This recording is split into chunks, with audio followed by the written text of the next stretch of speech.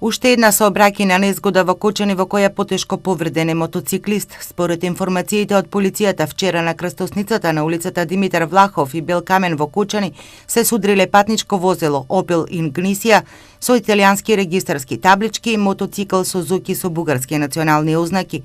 Од ударот со тешки телесни повреди се здобил мотоциклистот, 31 годишен жител од кочанското село Тракање. Поради сериозните повреди од Кочанската болница бил итно транспортиран во комплексот клиники Мајка Тереза во Скопје.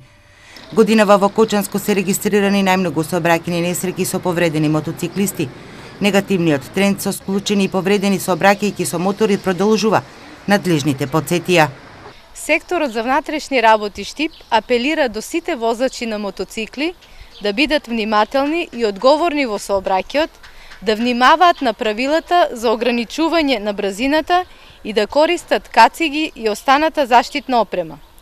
Апелираме и до другите учесници во сообраќајот да внимаваат на мотоциклистите, бидејќи се работи за една ранлива категорија и да ги почитуваат како рамноправни учесници во сообраќајот. 26 годишно момче во Кочани со моторот излета од патот, 17 годишен мотоциклист удри во возило, 46 годишен во трактор.